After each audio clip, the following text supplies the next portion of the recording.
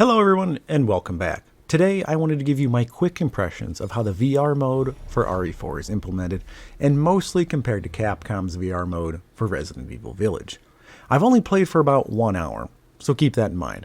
Also, this is the very first time I've played any version of Resident Evil 4, so I'm no expert on the game. In fact, as strange as it sounds, the very first horror game I ever played was Village in VR on the PSVR 2. But let's get to how RE4 compares to Village. And as you might have guessed, they're pretty damn similar. The visuals look pretty much the same, but I give a slight edge to RE4. It's just a tad better. There's less shimmering and jaggedy edges. Reprojection is most certainly still there, but that's no surprise to anyone. But there are some key differences though in the implementation of the VR mode, and ones that I feel are just a slight step back, but nothing major. If you liked Village, you most certainly will like RE4. The weapon handling feels great, and manual reloading is just about the same. It's clean and smooth, and works when I need it to. However, I did notice a difference with the shotgun. To reload the shotgun, all you need to do is load one shell, and then it's topped off. This is different from Village, where you kept thumbing in shells, and I do miss that. I thought it was a great solution to something that's sometimes tricky and awkward in VR. I haven't gotten to any of the other guns yet, but I bet there will be some subtle differences. There also doesn't seem to be a virtual stock anymore, at least not for the shotgun. I remember from Village that two-handed weapons would kind of self-align to your shoulder a bit, but that doesn't seem to be the case anymore. But on a positive note, weapons and items that are stored on your body can now be reholstered. Finally, thank you Capcom. In Village, you just kind of weirdly dropped your weapons and they teleported back. In RE4, you can put them back where you got them from. But strangely, Capcom couldn't be bothered to make a holster for the pistol. They made one for the knife, but not the gun. It's still just kind of floating there.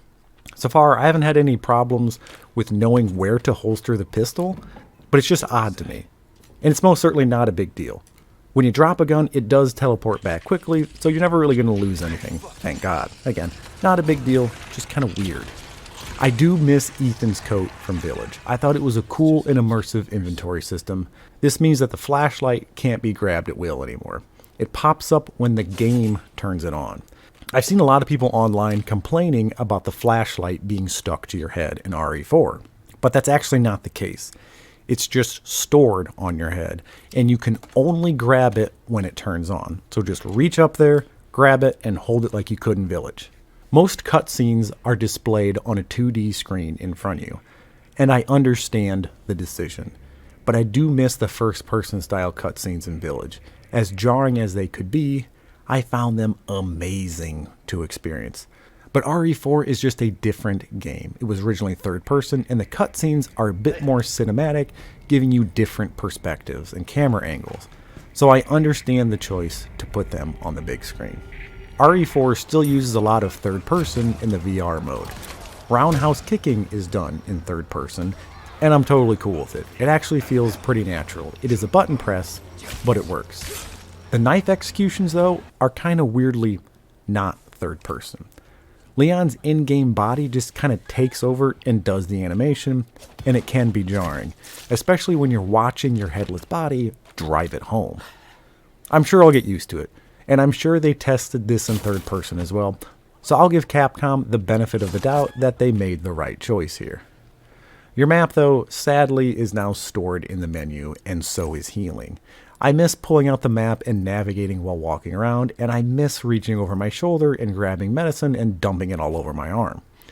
In RE4, you just select medicine in the menu and hit use. So that live action tension of grabbing a bottle on the run and dumping it all over the place is missing. Ladder climbing is also now done in third person, which definitely feels weird in VR. The ladders in Village were never great. They used a joystick to go up and down, but you did have some control over it. In RE4, you press a button and you're just a spectator watching Leon climb up or down. But for trophy fans out there, you can now get the game's trophies while playing in VR. I personally don't really give a shit about trophies, but I know a lot of people love to get them, especially when trophies challenge you in fun ways. So trophy hunters can rejoice. The knife is much more effective in combat now. This could be just the difference in the two games' designs, but it's actually usable. However, you can't really machine gun throw it anymore. You can still throw it, and it kind of just flops through the air instead of lasering to your target.